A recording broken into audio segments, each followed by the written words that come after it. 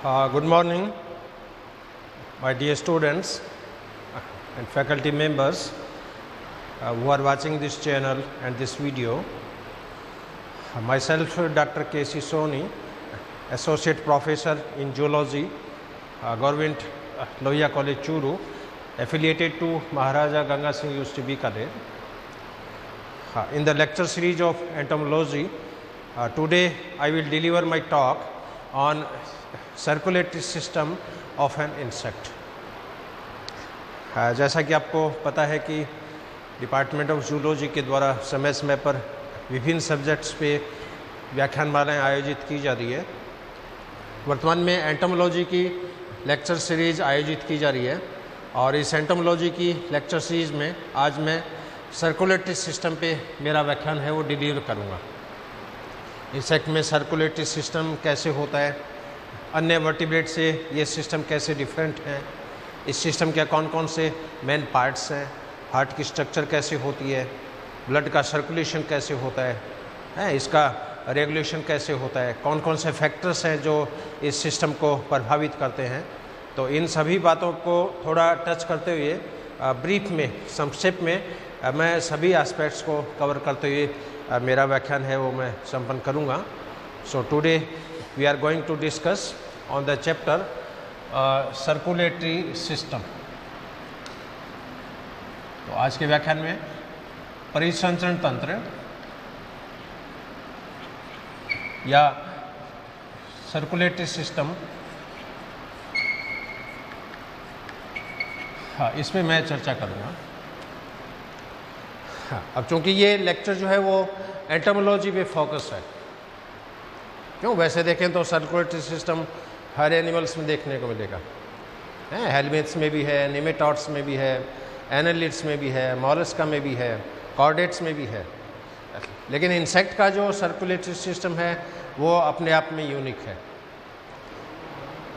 तो पहली बात तो ये कि इंसेक्ट का जो सर्कुलेटरी सिस्टम है ये ओपन टाइप का होता है, क्योंकि इसमें रक्तवाहिनियाँ नहीं पाई जाती है, किसी तरह की ब्लड वेसल्स नहीं पाई जाती है, और पूरी जो इसमें जो सिलोम होती है इंसेक्ट में, उस सिलोम के अंदर ब्लड भरा रहता है। उस ब्लड को एक तरह से हीमोलिम्फ के नाम से जाना जाता है। ब्लड भी नहीं बोलेंगे इसको, हीमोलिम्फ, क्योंकि इसमें जो सिलोम में जो फ्लूइड भरा हुआ है, सिलोमिक फ्लूइड, वो एक तरह से ब्लड का काम भी करता है, एक तरह से वो लिम्फ का काम भी करता है। तो इसमें हीम की प्रॉपर्टीज़ भी है, इसमें लिम्फेटिक प्रॉपर्टीज़ भी है, इसलिए इसको कलेक्टिवली हीमोलिम्फ का नाम दिया जाता है। तो इंसेक्ट की पूरी सिलोम है, उसके अंदर फ्लूइड भरा हुआ है, इसलिए इंसेक्ट में जो देह गुहा होती है उसको हीमोसील या हीमोसिलोम के नाम से जाना जाता है। अब जिस तरह अपने बॉडी में तो सिलोम है, लेकिन इंसेक्ट में जो सिलोम है वो ब्लड से भरी रहती है, इसलिए इसको हीमोसील का नाम दिया है। अब अपनी बॉडी में जैसे सिलोम जो होती है वो जैसे थॉरस के अंदर थॉरेसिक कैविटी है, एब्डोमेन में एब्डोमिनल कैविटी है। अब थॉरेसिक कैविटी और एब्डोमिनल कैविटी, इसके बीच में डायफ्राम प्रेजेंट है। उसी तरह की डायफ्राम इंसेक्ट्स में भी पाए जाते हैं। तो इंसेक्ट की जो पूरी जो हीमोसिलोम होती है, हीमोसील होती है, ये दो डायफ्राम के द्वारा सेपरेट रहती है। एक डायफ्राम तो डॉर्सल सरफेस पे होता है, इसको बोलते हैं डॉर्सल डायफ्राम। दूसरा जो डायफ्राम है वो वेंट्रल सरफेस पे होता है, इसको वेंट्रल डायफ्राम के नाम से जाना जाता है। तो इंसेक्ट में कुल मिला के दो डायफ्राम हो गए, एक तो डॉर्सल डायफ्राम, एक वेंट्रल डायफ्राम। अब डॉर्सल डायफ्राम और वेंट्रल डायफ्राम के कारण क्या होगा, इसकी जो सिलोम है वो 3 कंपार्टमेंट्स में, 3 चैम्बर्स में या 3 तरह के साइनस में डिफ्रेंशिएट हो जाती है, डिवाइड हो जाती है। तो डॉर्सल डायफ्राम के ऊपर जो कंपार्टमेंट बन गया, इसको तो बोलते हैं पेरिकार्डियल साइनस, या शॉर्ट में रिप्रेजेंट किया मैंने PCS. PCS means pericardial sinus. और डॉर्सल डायफ्राम और वेंट्रल डायफ्राम के बीच में जो साइनस है इसको बोलेंगे पेरीविस्रल साइनस, पीवीएस। और वेंट्रल डायफ्राम के नीचे जो साइनस है इसको बोलते हैं पीएनएस, पेरीन्यूरल साइनस। तो इंसेक्ट की हीमोसिलोम में, हीमोसील के अंदर 3 साइनस हो गए। डॉर्सल सरफेस पे पेरिकार्डियल साइनस, बीच के अंदर पेरीविस्रल साइनस, और सबसे नीचे वेंट्रल सरफेस पे पेरीन्यूरल साइनस। अब इन साइनस की टर्मिनोलॉजी से अपने को बेसिक आइडिया लग रही है कि इन साइनस में कौन सी स्ट्रक्चर हो सकती है। जैसे PCS pericardial sinus, it means ये साइनस कार्डियक सिस्टम से, सर्कुलेटरी सिस्टम से रिलेटेड है। PVS पेरिविसरल साइनस, इसका मतलब ये साइनस बॉडी के विसरल ऑर्गन से संबंधित है। Perineural sinus, neural means nervous system, it mean ये साइनस जो है वो नर्वस सिस्टम से संबंधित है। और इन तीनों साइनस में जो इम्पॉर्टेंट स्ट्रक्चर्स हैं, पेरिकार्डियल साइनस में एक डॉर्सल वेसल्स होती है जो आगे चलकर हार्ट के रूप में इसको अपन रिप्रेजेंट करेंगे। तो पेरिकार्डियल साइनस में ये डॉर्सल ब्लड वेसल्स है और इसी वेसल्स के अंदर ब्लड को जो होता है फ्लो होता है। पेरिविसरल साइनस जो है इसके अंदर एलिमेंट्री कैनाल, इसके अलावा और जितने भी विसरल ऑर्गन्स हैं, चाहे वो एक्सक्रीटरी सिस्टम हो सकता है, बॉडी के और कोई जो रिप्रोडक्टिव सिस्टम्स हैं वो ऑर्गन है इसके अंदर पाए जा सकते हैं। और पेरीन्यूरल साइनस जो होता है इसके अंदर वेंट्रल नर्व कॉर्ड होता है, क्योंकि कॉर्डेट में जो नर्वस सिस्टम है वो तो डॉर्सल सरफेस पे है। इंसेक्ट में जो नर्वस सिस्टम होता है वो वेंट्रल सरफेस पे होता है। कॉर्डेट में जो नर्व सिस्टम है वो खोखला होता है, डॉर्सल ट्यूबुलर। और इंसेक्ट में जो इन्वर्टिब्रेट नर्व सिस्टम होता है वो सॉलिड होता है। कॉर्डेट के अंदर सिंगल है, इसके अंदर डबल है। तो ये कुछ बेसिक डिफरेंस है कॉर्डेट और नॉन कॉर्डेट के नर्वस सिस्टम में। तो यहाँ पर जो नर्वस सिस्टम है वेंट्रल सरफेस पे है, डबल है, सॉलिड है, इसलिए ये वेंट्रल नर्व कॉर्ड के क्रॉस सेक्शन में मैंने ये दो नर्व कॉर्ड दिखाई है। तो ये तो एक बेसिक ऑर्गेनाइजेशन किसका, इसकी सिलोम का या इसकी हीमोसिल का। तो इंसेक्ट की इंटायर सिलोम जो है वो हीमोसिलोमिक फ्लूइड के द्वारा भरी हुई है, इसलिए इसको हीमोसिल के नाम से जाना जाता है। और इंटायर हीमोसिल दो डायफ्राम के द्वारा डिमार्केट हो जाती है, इनके अंदर सेपरेशन हो जाता है, इनके अंदर साइनस बन जाते हैं। डोर्सल डायफ्राम के ऊपर पेरिकार्डियल साइनस, डोर्सल डायफ्राम और वेंट्रल डायफ्राम के बीच में पेरीविसरल साइनस और वेंट्रल डायफ्राम के नीचे पेरीन्यूरल साइनस। अब क्वेश्चन है कि क्या ये डायफ्राम पूरी बॉडी में प्रेजेंट है? क्योंकि इंसेक्ट की बॉडी 3 कंपार्टमेंट में डिवाइड है, हेड, थोरैक्स, एब्डोमेन। हेड की फॉर्मेशन है वो 6 सेगमेंट से होती है। थोरैक्स की फॉर्मेशन 3 सेगमेंट से होती है, जो आगे चलकर प्रोथोरैक्स, मीजोथोरैक्स और मेटाथोरैक्स का निर्माण करेंगे। और एब्डोमेन की फॉर्मेशन है वो बचे जो 11 सेगमेंट है उससे होती है। अब क्वेश्चन है कि क्या डोर्सल डायफ्राम थोरैक्स और एब्डोमेन में प्रेजेंट है? क्या वेंट्रल डायफ्राम थोरैक्स और एब्डोमेन में प्रेजेंट है? हेड के अंदर किसी तरह के डायफ्राम जैसी स्ट्रक्चर नहीं मिलेगी। थोरैक्स में डोर्सल डायफ्राम हो भी सकता है, नहीं भी हो सकता है, लेकिन एब्डोमेन में डोर्सल डायफ्राम मिलेगा, वेंट्रल डायफ्राम भी मिलेगा। लेकिन कुछ इंसेक्ट है जैसे ऑर्थोप्टेरा, ऑर्थोप्टेरा है वो पूरे इंसेक्टा में है एक सबसे बेस्ट ऑर्डर है, बेस्ट एग्जाम्पल के रूप में। जितने भी सिस्टम है उसमें प्रोटोटाइप का जो कॉन्स्टिट्यूशन है, प्रिमिटिव टाइप का जो कॉन्स्टिट्यूशन है, जिसे आगे चलकर इवोल्यूशन में इंसेक्ट के सारे जो सिस्टम्स बने होंगे हैं वो डेफिनेटली ऑर्थोप्टेरा से बने। तो ऑर्थोप्टेरा के अंदर थोरैक्स और एब्डोमेन दोनों में ये डायफ्राम जो होते हैं पाए जाते हैं। लेकिन कई ऑर्डर ऐसे हैं जिसमें एब्डोमेन के अंदर तो डायफ्राम प्रेजेंट है लेकिन थोरैक्स में नहीं होता है। तो ये कुछ स्लाइट वेरिएशन जो है वो ज़रूर देखने को मिलती है। तो ये तो मेरा एक इनिशियल इंट्रोडक्शन हो गया सर्कुलेटरी सिस्टम्स के बारे में।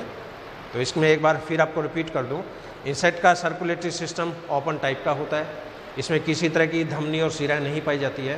पूरी सिलोम है वो ब्लड के द्वारा भरी है, इसलिए इसको हीमोसिलोम बोलते हैं या हीमोसिल बोलते हैं।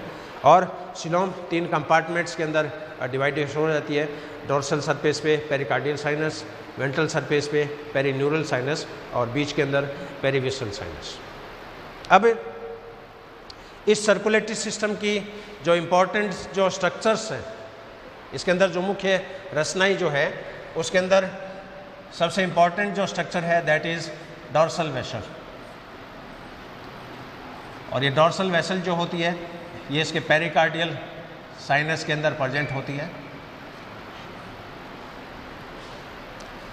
सेकंड जो इम्पॉर्टेंट स्ट्रक्चर है इसमें that is dorsal diaphragm.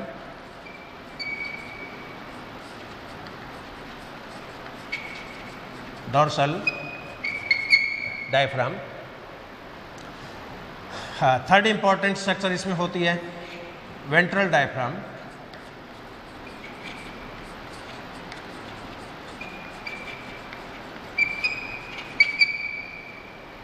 और चौथी जो स्ट्रक्चर है इसमें है वो हो सकती है accessory pulsatile organ. Accessory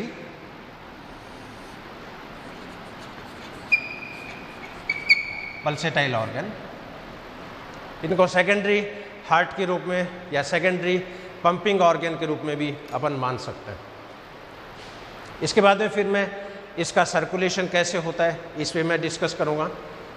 heart beat कैसी होती है, कितनी होती है, इसमें मेन पॉइंट आपसे डिस्कस करूँगा. और इस इंटायर सिस्टम का नियंत्रण कैसे होता है. क्या इसका रेगुलेशन नर्वस सिस्टम से है, क्या इसका रेगुलेशन हार्मोन से है, क्या इसका रेगुलेशन एनवायरमेंटल कंडीशन से है, क्या डेवलपमेंट के दौरान हार्ट बीट में कई चेंजिंग आती है. तो कई तरह के इंटरेस्टिंग फैक्ट्स है वो मैं सभी, क्योंकि पूरा इंसेक्ट का जो एनवायरनमेंट है बहुत लंबा चौड़ा है. पूरी दुनिया में कम से कम 15 लाख वैरायटी के इंसेक्ट्स अवेलेबल है. हर इंसेक्ट में कोई न कोई स्पेशलिटी जो है वो मिल जाएगी. लेकिन यहाँ पर चूँकि ये शेखावाटी जोन है और शेखावाटी जोन में जो इंसेक्ट्स है उनको ध्यान में रखते हुए, उनके मॉडल्स को ध्यान में रखते हुए मैं जो फैक्ट्स हैं इस सिस्टम के वो मैं आपसे शेयर करूँगा. तो पहला जो पार्ट है इसमें दैट इज़ डोर्सल वेसल. अब डोर्सल वेसल में नाम से स्पष्ट है कि ये डोर्सल सरफेस पे होगी, पेरिकार्डियल साइनस में प्रेजेंट होगी और पूरी बॉडी में मिड डोर्सल सरफेस पे ये प्रेजेंट होगी. अब इस डोर्सल वेसल्स जो है ये भी दो पार्ट में डिवाइड हो जाएगी. हाँ, इसका जो फर्स्ट पार्ट है इसको मैं हार्ट का नाम दे रहा हूँ. Dorsal vessels is differentiated into two main parts. First part is heart and second part is aorta.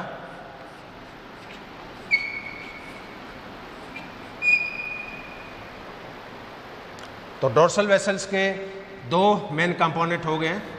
पहला कंपोनेंट हार्ट, दूसरा कंपोनेंट हो गया ऑरोटा. अब इसका जो वर्टिकल जो डायग्राम है डोर्सल सरफेस पे वो डायग्राम मैंने यहाँ पर ये डिस्प्ले किया. ये पूरी डोर्सल वेसल्स है. इस डोर्सल वेसल्स का ये वाला जो पार्ट है थोरैक्स और एब्डोमेन का ये हार्ट के रूप में रिप्रेजेंट होता है और इसके बाद में जो नलिकाकार जो रचना है ये ऑर्टा के रूप में रिप्रेजेंट होती है. अब ये जो हार्ट है ये भी 13 कक्षों का बना होता है. It is made up of 13 chambers. अब 13 चैम्बर है इसका मतलब ये नहीं कि इंसेक्ट में 13 हार्ट है. क्यों कई बार एग्जाम में क्वेश्चन आता है कि इंसेक्ट में कितने हार्ट पाए जाते हैं और ज़्यादातर बच्चे आंसर लिख के आते हैं 13. तो इंसेक्ट में 13 हार्ट नहीं है, 13 कक्ष जरूर है. अपनी बॉडी में एक हार्ट है लेकिन अपने हार्ट के अंदर 4 चैम्बर है.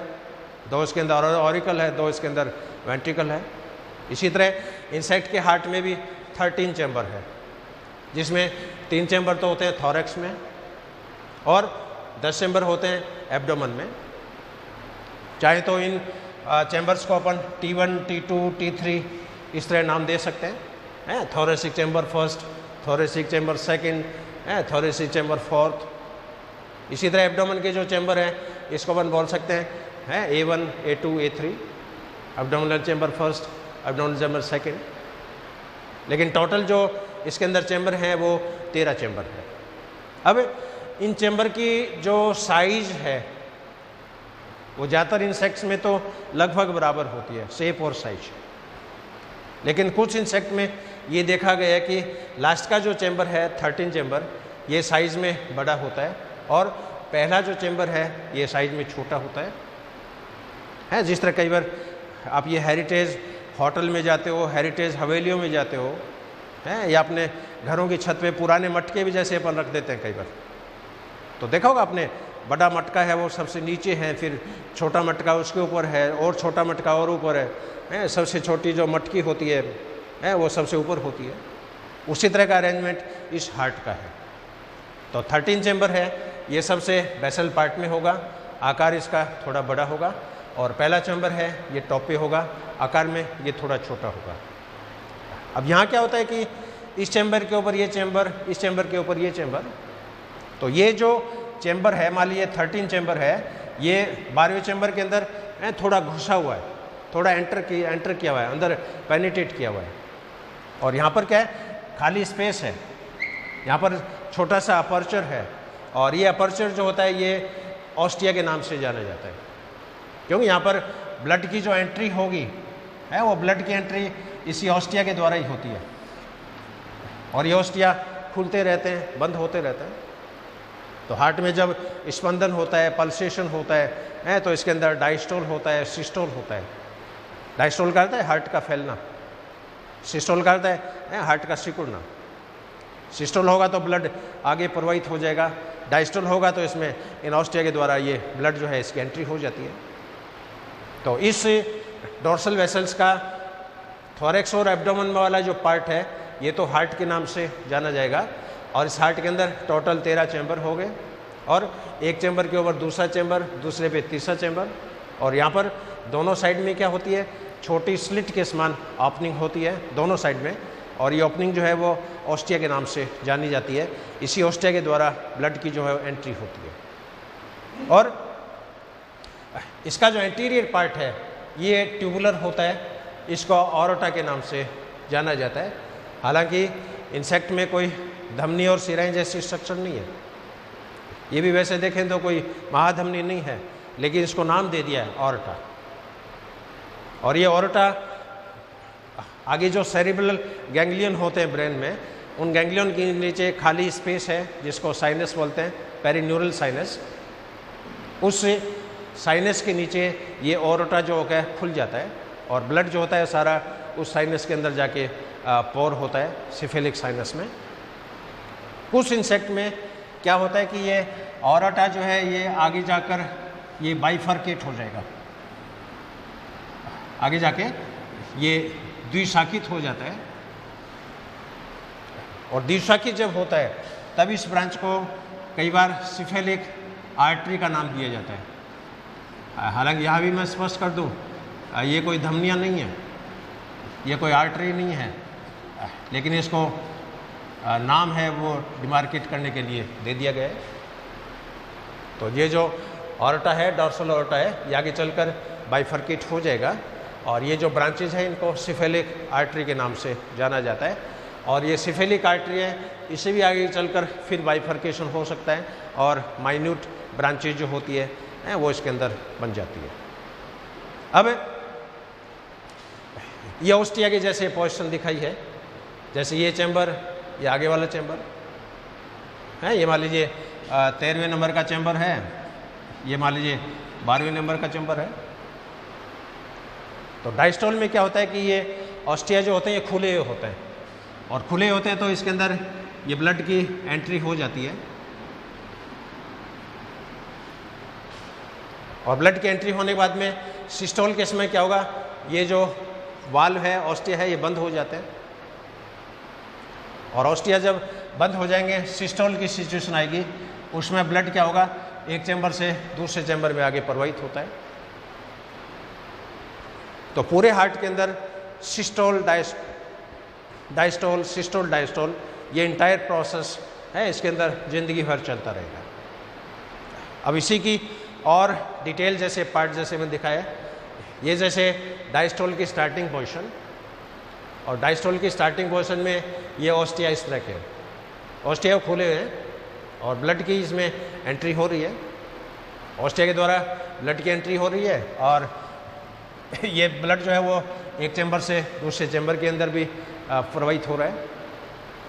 इसके बाद में कंप्लीट डायस्टोल जब हो जाएगा, उसमें इन ऑस्टिया की जो सिचुएशन है वो वर्टिकल हो जाएगी, पैरेलल हो जाएगी, और सिस्टोल जब कंप्लीट होगा उसमें ये जो वाल्व है ये जो इन्वेजिनेटेड स्ट्रक्चर है ये बाहर की तरफ इवर्ट हो जाती है प्रेशर के कारण।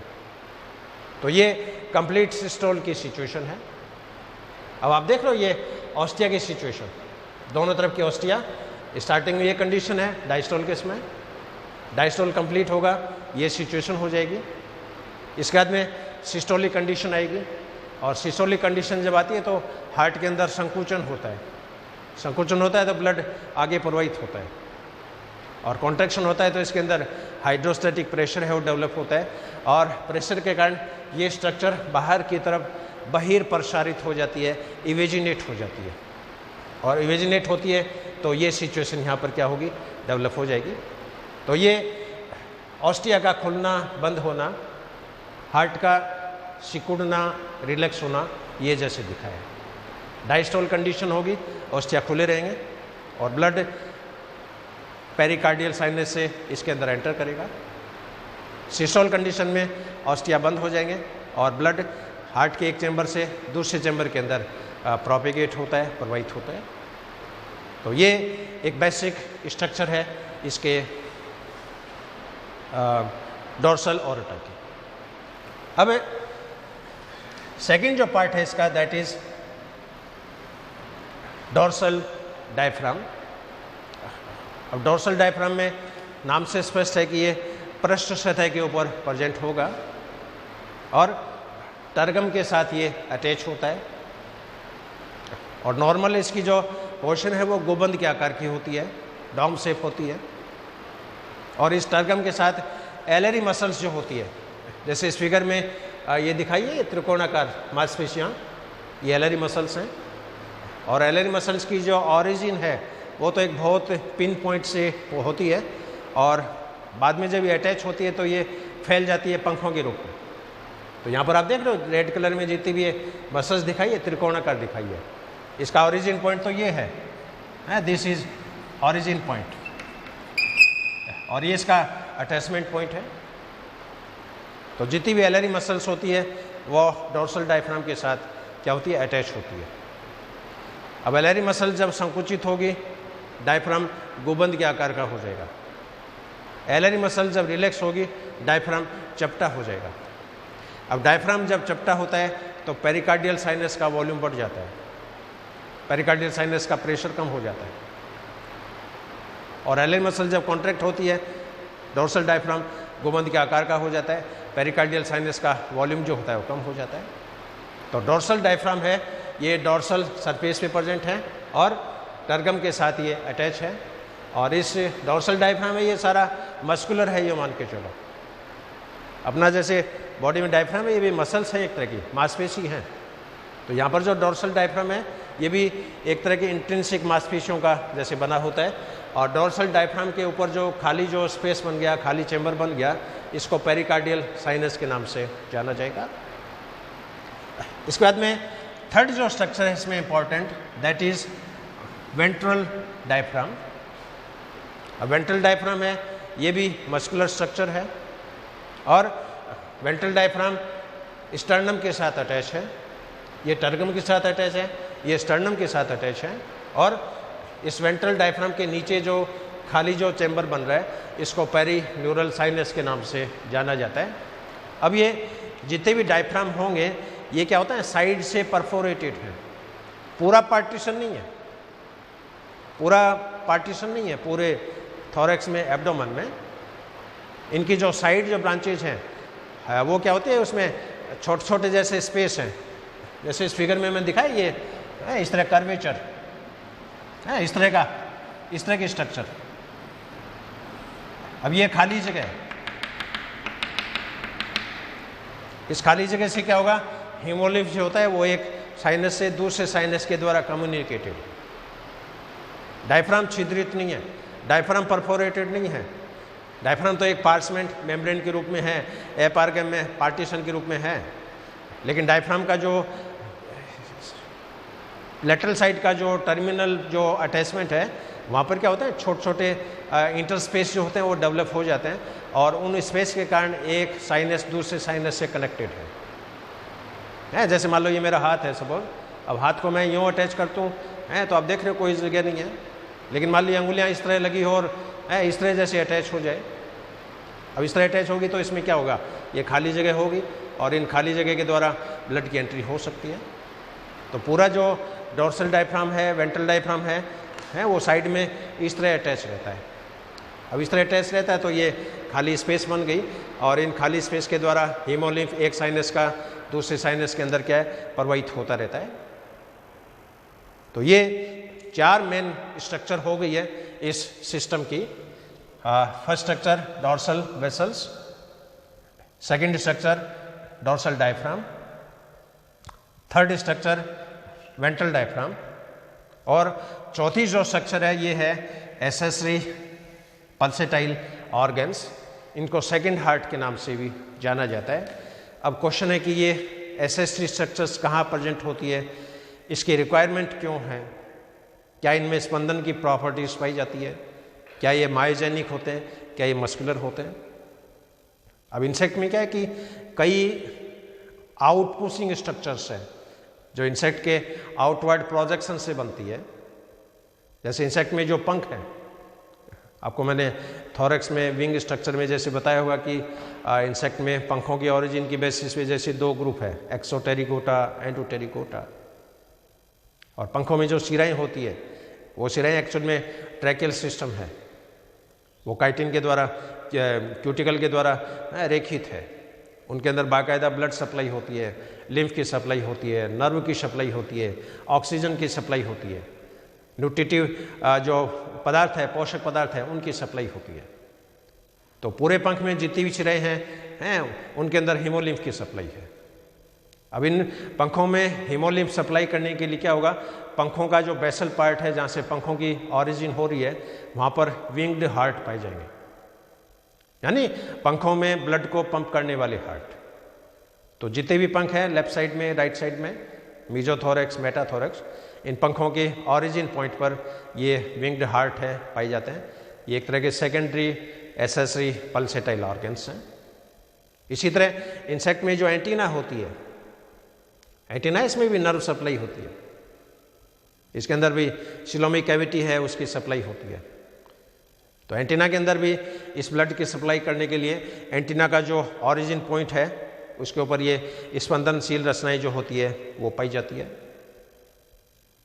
इसी तरह पेरिविसरल साइनस में टांगे जैसे अपन देखें, आपको थोरैक्स के पार्ट में जैसे मैंने आपको बताया था कि मान लीजिए this is tergum, this is sternum, तो पंखों की ओरिजिन है वो तो इस वाले पार्ट से हो रही है, टर्गम के जस्ट नीचे, और टांगों की जो ओरिजिन है ये स्टर्नम से जस्ट ऊपर होती है, प्लूरल रीजन से। तो प्लूरल रीजन है, इसके अंदर ये कॉक्सल कैविटी है और कॉक्सल कैविटी के अंदर है वो टांगे फिट होती है।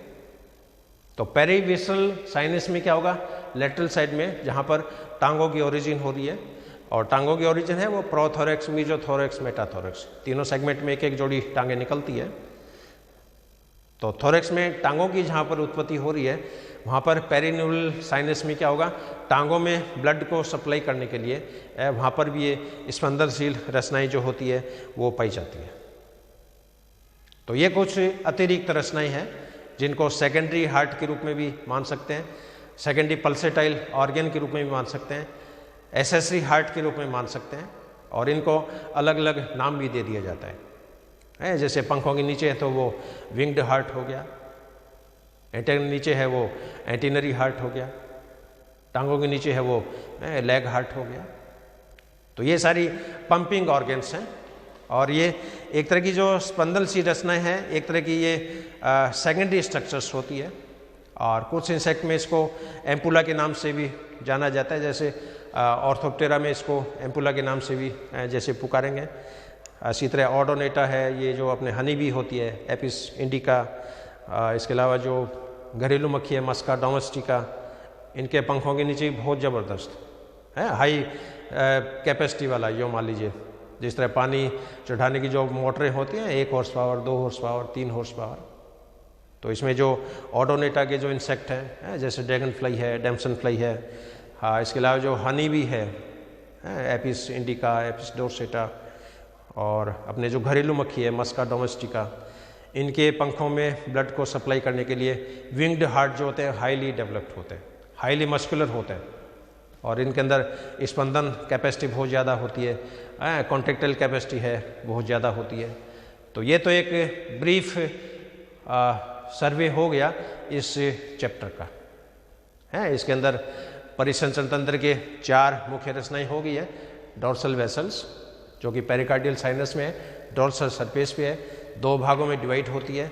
इसका जो थोरैक्स और एब्डोमेन का पार्ट है वो हार्ट के नाम से जाना जाएगा, और आगे जो पतली पाइप की जैसी रचना है उसको ऑर्टा के नाम से जाना जाता है। और हार्ट के अंदर जो है वो 13 चैम्बर प्रेजेंट है। एक चैम्बर दूसरे चैम्बर से इंटरकनेक्टेड है, और इन चैम्बर के एंटीरियर पार्ट में साइड के अंदर ऑस्टिया प्रेजेंट होते हैं। ये ऑस्टिया खुलते हैं, बंद होते हैं। डायस्टोल होता है तो ऑस्टिया खुल जाते हैं, सिस्टोल होता है तो उसमें ऑस्टिया बंद हो जाते हैं। और इसके अलावा डोर्सल डायफ्राम हो गया, वेंट्रल डायफ्राम हो गया, और अतिरिक्त स्पंदनशील रचनाएं हैं वो हो गई। अब इस टॉपिक के कुछ बातें, इंपॉर्टेंट बातें मैं और शेयर करूंगा। एक तो इसमें ब्लड का सर्कुलेशन कैसे होता है, सर्कुलेशन ऑफ ब्लड या सर्कुलेशन ऑफ हीमोलिम्फ, इसको मैं एक डायग्राम के रूप में डायग्राम बना के आपको एक्सप्लेन करूंगा। और इसके अलावा कुछ छोटी छोटी बातें इसमें और है, जैसे हार्ट बीट कितनी होती है अलग अलग इंसेक्ट में, क्या सभी इंसेक्ट में हार्ट बीट एक जैसी होती है, क्या डेवलपमेंट के दौरान जो लार्वा प्यूपा अडल्ट बनते हैं तो क्या उस दौरान हार्ट बीट में कोई चेंजिंग आती है, और लास्ट में इसको प्रभावित करने वाले जो कारक कौन कौन से हैं, इन बातों पे मैं आपसे डिस्कस करूँगा। लेकिन उससे पहले सर्कुलेशन ऑफ ब्लड, इस पे मैं फिगर बना के आपसे मैं शेयर करूँगा। अब लास्ट में ब्लड का फ्लो कैसे होता है, हीमोलिम्फ का सर्कुलेशन कैसे होता है, इसको मैं फ्लो चार्ट के द्वारा आपको एक्सप्लेन करूँगा। तो सबसे पहले इसमें क्या होगा, एलरी मसल्स जो होती है, ये एलरी मसल्स रिलैक्स होती है। एलरी मसल्स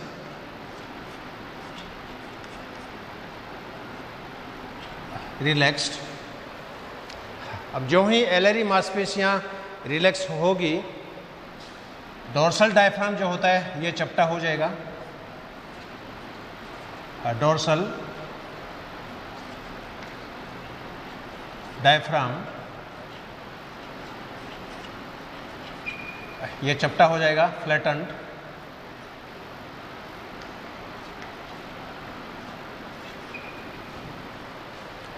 अब जो ही डोर्सल डायफ्राम चपटा होगा, पेरिविसरल साइनस का वॉल्यूम जो होता है ये कम हो जाएगा। Volume of perivisceral sinus reduced. अब पेरिविसरल साइनस का वॉल्यूम जब रिड्यूस्ड हो जाएगा तो इस पेरिविसरल साइनस के अंदर प्रेशर जो होता है ये बढ़ता है, प्रेशर इंक्रीज। क्यों, वॉल्यूम कम हो गया और जबकि ब्लड उसमें उतना ही भरा हुआ है, तो पेरिविसरल साइनस के अंदर ब्लड का प्रेशर जो होता है बढ़ जाता है। अब प्रेशर बढ़ने से क्या होगा, ये जो हीमोलिम्फ होता है ये पेरिकार्डियल साइनस के अंदर एंटर करेगा। अब ब्लड जब पेरिकार्डियल साइनस में एंटर करता है उस समय एलरी मांसपेशियों के अंदर कॉन्ट्रैक्शन होगा,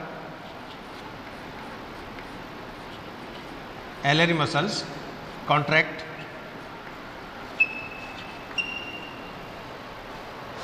अब एलरी मांसपेशियों में जब कॉन्ट्रैक्ट होगा तो जो डोर्सल डायफ्राम जो होता है ये गुबंद के आकार का हो जाएगा। Dorsal diaphragm becomes dome shape. अब डोर्सल डायफ्राम जब गुबंद के आकार का हो जाएगा तो पेरिकार्डियल साइनस का वॉल्यूम जो होता है ये कम हो जाएगा। अब पेरिकार्डियल साइनस का वॉल्यूम जब कम होगा तो पेरिकार्डियल साइनस में प्रेशर जो होता है ये प्रेशर बढ़ेगा। प्रेशर बढ़ेगा तो ब्लड ऑस्टिया के द्वारा हार्ट में प्रवेश करता है। अब हार्ट में जब कॉन्ट्रैक्शन होगा तो ब्लड ऑरोटा में आता है। हाँ, ऑरोटा से ये ब्लड सिफेलिक साइनस में आता है। सिफेलिक साइनस से ये ब्लड फिर पेरिविसरल साइनस में आता है। पेरिविसरल साइनस से ये ब्लड पेरीन्यूरल साइनस में आता है और पेरीन्यूरल साइनस से फिर ये ब्लड वापस पेरिविसरल साइनस में एंटर करेगा और उसके बाद में ये प्रोसेस वापस स्टार्ट हो जाता है। तो एक बार मैं इसको फिर एक्सप्लेन कर दूं। सबसे पहले क्या होगा, एलरी मसल जो होती है रिलैक्स होती है, क्योंकि एलरी मसल है वो डोर्सल डायफ्राम के द्वारा अटैच है और एलरी मसल जब रिलैक्स होगी तो डोर्सल ये जो डायफ्राम है ये चपटा हो जाएगा। डोर्सल डायफ्राम चपटा होगा तो इससे पेरिविसरल साइनस का वॉल्यूम कम हो जाएगा, जबकि इसमें ब्लड उतना ही भरा हुआ है। अब इस पेरिविसरल साइनस में प्रेशर जब बढ़ेगा तो ये ब्लड क्या होगा, इस डोर्सल डायफ्राम के साइड में जो छोटी छोटी जो छिद्र होते हैं, ओपनिंग होती है, उसके द्वारा ब्लड ये पेरिकार्डियल साइनस में एंटर करता है। अब पेरिकार्डियल साइनस में ब्लड की मात्रा बढ़ गई। अब उस समय क्या होगा, एलरी मसल्स वापस संकुचित होगी। एलरी मसल संकुचित होगी तो ये डोर्सल डायफ्राम जो होता है ये डोम शेप हो जाएगा, वापस गुंबद के आकार का हो जाएगा और पेरिकार्डियल साइनस का प्रेशर जो होता है बढ़ जाता है, वॉल्यूम कम हो जाता है।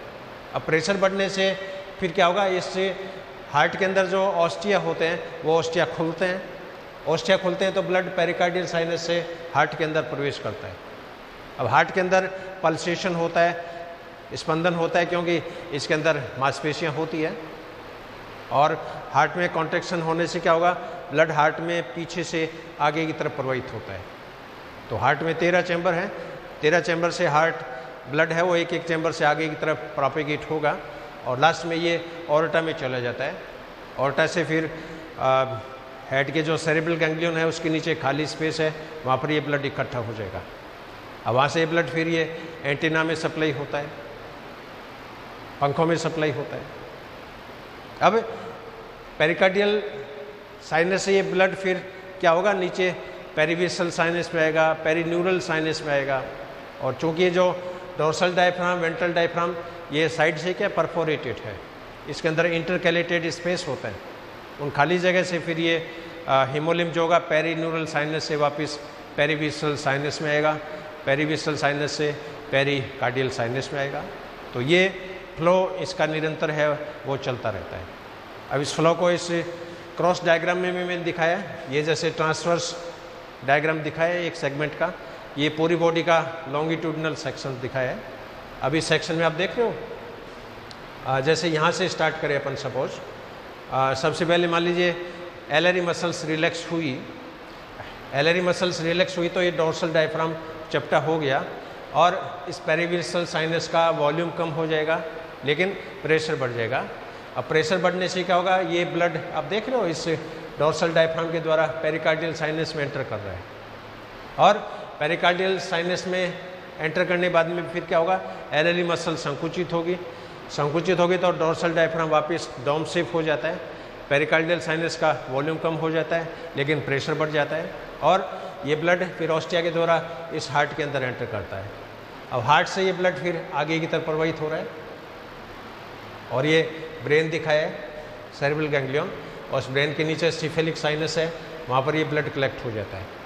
अब इसी पार्ट से एंटीना निकलती है, एंटीना में ब्लड की सप्लाई हो जाती है। पंखों की जो सिराएँ हैं उसमें पंखों के ब्लड की सप्लाई होती है, विंग हार्ट के द्वारा, पल्सेटाइल हार्ट के द्वारा, सेकंड हार्ट के द्वारा हैं या अदर एसएससी स्ट्रक्चर्स के द्वारा।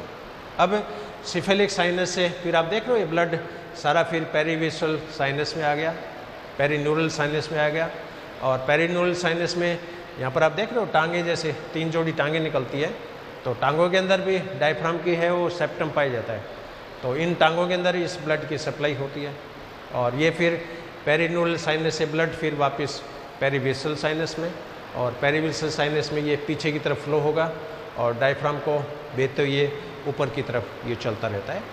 तो इस तरह ये ब्लड का फ्लो निरंतर चलता रहता है। इसी तरह इस ट्रांसवर्स सेक्शंस में आप देख लो,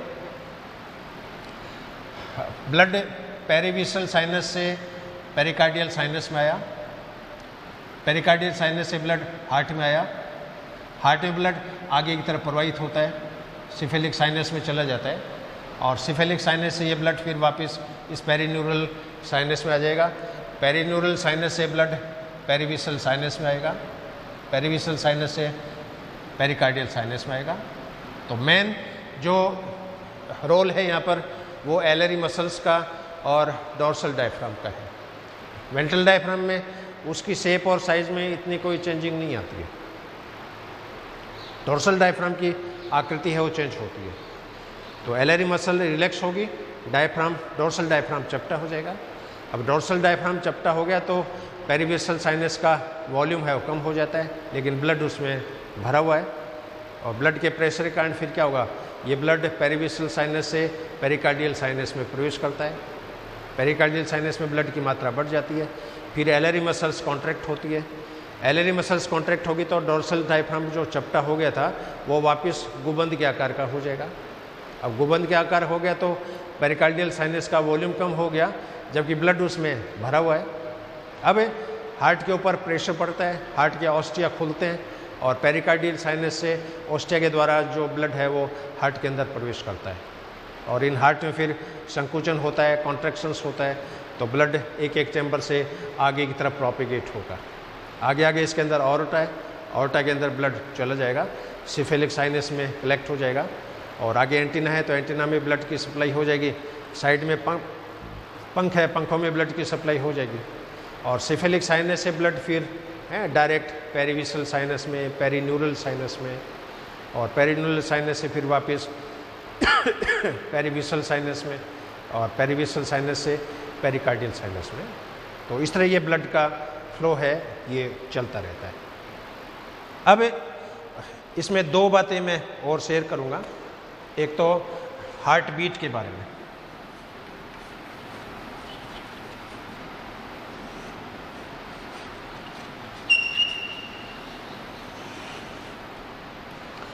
अभी इसमें पहला क्वेश्चन है कि क्या सभी इंसेक्ट में हार्ट बीट एक जैसी होती है? ना, अलग अलग इंसेक्ट्स में हार्ट बीट है वो अलग अलग है, या यूँ कह सकते हैं कि हार्ट बीट है वो स्पीसीज स्पेसिफिक है। जैसे अपने ह्यूमन में हार्ट बीट 72 होती है, छोटे बच्चों में हार्ट बीट ज़्यादा रहती है, आदमी बूढ़ा हो जाएगा हार्ट बीट कम हो जाएगी। तो परिवर्तन की अवस्थाओं में, डेवलपिंग की स्टेज पे भी ये डिपेंड करती है, लेकिन अलग अलग इंसेक्ट्स में हार्ट बीट अलग अलग होती है।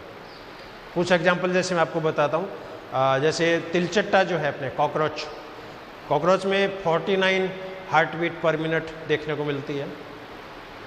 इसी तरह ऑरिक्टस इंसेक्ट जो होता है, ऑरिक्टस, इसके अंदर 18 हार्ट बीट पर मिनट देखने को मिलती है। इसके अलावा हिपोबॉस्का जो इंसेक्ट है इसके अंदर 120 हार्ट बीट पर मिनट देखने को मिलती है, 120। और इंसेक्ट की साइज का भी इसमें फ़र्क पड़ेगा, कुछ इंसेक्ट छोटे होते हैं, कुछ बड़े होते हैं, तो साइज का भी बॉडी के ऊपर प्रभाव पड़ता है। क्योंकि इंसेक्ट की साइज़ बड़ी है तो उसमें कोशिकाओं की संख्या भी ज़्यादा है, और हर सेल को फिर ऑक्सीजन की सप्लाई भी करनी है, उस केस में हार्ट बीट पे डेफिनेटली फ़र्क पड़ेगा। परिवर्धन की अवस्थाओं में भी ये प्रभावित होती है। जैसे मान लीजिए जिन इंसेक्ट में होलो मेटामॉर्फोसिस पाया जाता है या कंप्लीट मेटामॉर्फोसिस पाया जाता है, उनमें क्या होता है, अंडों से जैसे लार्वा निकलेंगे, लार्वा से प्यूपा बनेंगे, प्यूपा से एडल्ट बनेंगे। लार्वा भी कई हो सकते हैं, L1, L2, L3, L4, pupa भी कई हो सकते हैं, P1, P2, P3। तो ये जनरली देखा गया कि जैसे फर्स्ट इंस्टार जो होता है इसके अंदर जैसे 92 हार्ट बीट पर मिनट है, फिर ये थर्ड इंस्टार में कन्वर्ट होता है, हार्ट बीट 63 हो जाती है, फिर ये फिफ्थ इंस्टार में कन्वर्ट होता है, हार्ट बीट 50 हो जाती है, और अर्धक तक पहुँचते पहुँचते हार्ट बीट इसकी 48-49 हो जाती है। तो होलो मेटाबोलिस इंसेक्ट में ज्यों ज्यों डेवलपमेंट होता है हार्ट बीट कम होती जाती है। अब कई बार ट्रैकियल सिस्टम पे भी डिपेंड करता है, क्योंकि लार्वा है जैसे उसमें ट्रैकियल सिस्टम इतना डेवलप नहीं होता है। हार्ट तो डेवलप हो जाता है, लेकिन ट्रैकियल सिस्टम है, स्पाइरिकल्स हैं, ये डेवलप नहीं होते हैं। और अडल्ट के अंदर फिर ट्रैकियल सिस्टम वो डेवलप हो जाता है। तो ऑक्सीजन हार्ट बीट के साथ साथ ऑक्सीजन सप्लाई भी बहुत जरूरी है, ये भी इसके ऊपर डिपेंड है। यदि एनवायरनमेंट का तापमान बढ़ेगा, टेम्परेचर बढ़ेगा, उस केस में हार्ट बीट बढ़ जाएगी। वातावरण का तापमान कम होगा, सर्दी के दिनों में विशेषकर, तो सर्दी के दिनों में देखा हो इंसेक्ट इनएक्टिव हो जाता है, तो तापमान का भी प्रभाव बढ़ता है। या हार्ट बीट है वो टेम्परेचर के समानुपाती है, तापमान ज़्यादा होगा हार्ट बीट ज़्यादा रहेगी, टेम्परेचर कम है हार्ट बीट कम हो जाएगी। और कुछ इंसेक्ट में डायपॉज की सिचुएशन है, यानी पूरे वर्ष भर इंसेक्ट एक्टिव नहीं रहेंगे, उसके अंदर एक तरह की डोरमेंसी आ जाती है, एक तरह की शीत निष्क्रियता आ जाती है, एक तरह का हाइबरनेशन आ जाती है। और उस केस में क्या होगा, इंसेक्ट एकदम शांत हो जाते हैं, स्लगिश हो जाते हैं, उनकी बॉडी की मेटाबॉलिक जो रेट है वो धीरे धीरे कम हो जाती है, बॉडी में ऑक्सीजन डिमांड कम हो जाती है। और डायपोज है वो एक तरह से समाधि जैसी स्थिति होती है।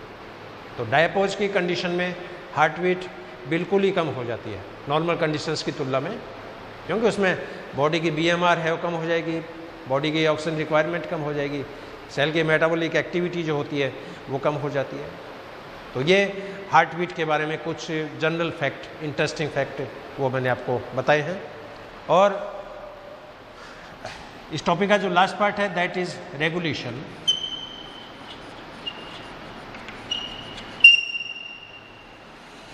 हाँ, अब क्वेश्चन है कि हार्ट का रेगुलेशन किससे होता है, क्या नर्वस सिस्टम इसके लिए उत्तरदायी है, क्या बॉडी के जो एंडोक्राइन ग्लैंड्स हैं वो इसके लिए उत्तरदायी है, या और कोई जो फैक्टर्स हैं, एनवायरमेंटल फैक्टर्स हैं वो इसके लिए उत्तरदायी है।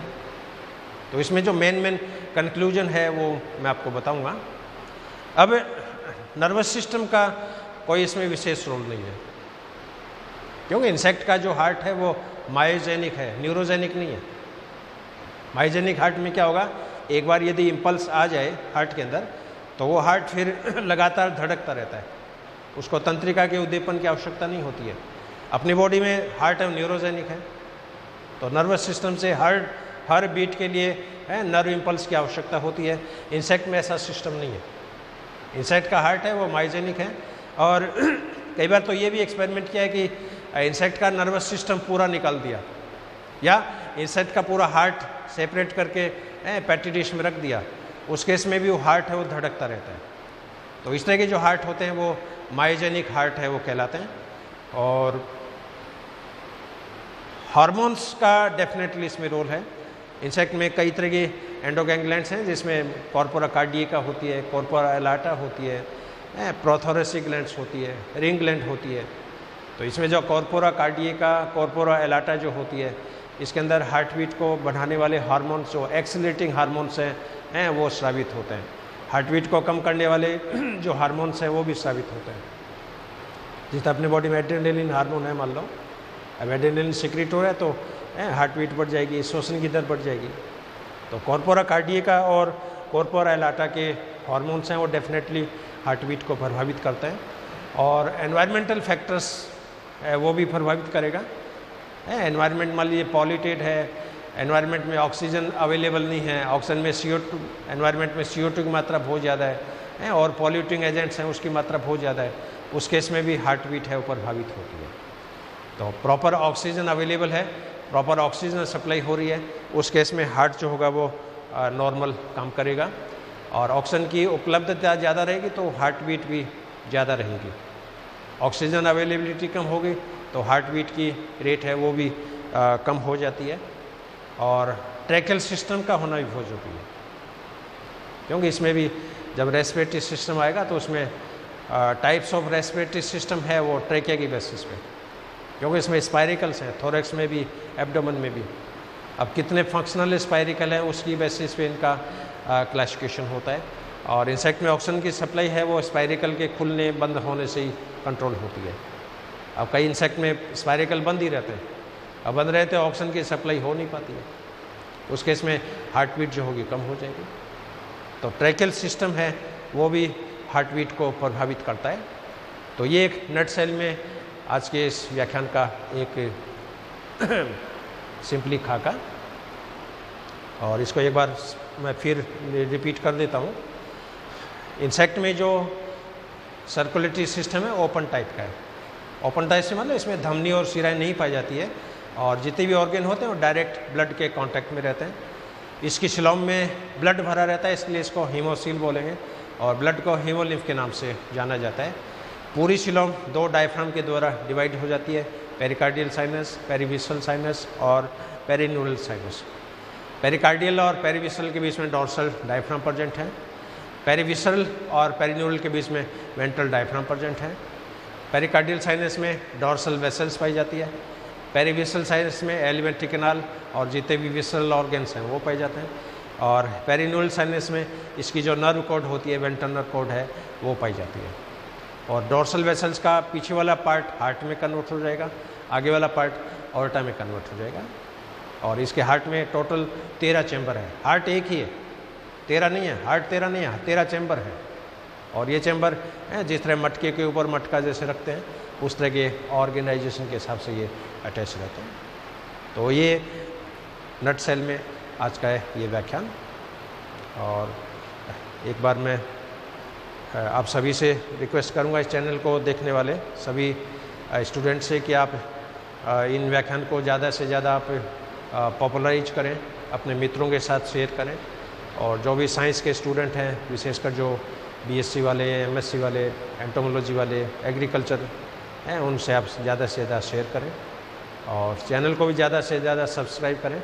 आपके जो भी कमेंट्स हैं, फीडबैक हैं, सुझाव हैं, कोई कमियां हैं, उनको भी आप बाकायदा इंगित करें। उन सभी कमेंट्स का मैं स्वागत करूंगा। और आगे जो व्याख्यान होंगे उसमें नए नए एक्सपेरिमेंट हम कर रहे हैं आजकल। जो हमारा मेन मकसद है कि व्याख्यान की वीडियो की क्वालिटी है वो ज़्यादा से ज़्यादा बढ़िया हो। हालांकि हम इंटरनेशनल स्टैंडर्ड के वीडियो तो हम नहीं बना पा रहे हैं, क्योंकि सरकारी कॉलेज है, हमारे पास रिसोर्सेज बहुत कम है, साधन बहुत कम है, इंटरेक्टिव बोर्ड्स नहीं है, डिजिटल बोर्ड्स नहीं है। Simply chalk and talk methods की वीडियो शूट करके हम आपके साथ डिस्प्ले कर रहे हैं और इसका अच्छा रेस्पॉन्स मिल रहा है। स्टूडेंट्स की तरफ से, सोसाइटी की तरफ से अच्छा रेस्पॉन्स मिल रहा है। और एक बार मैं इसी आशा के साथ आपसे मैं विदा लेता हूँ।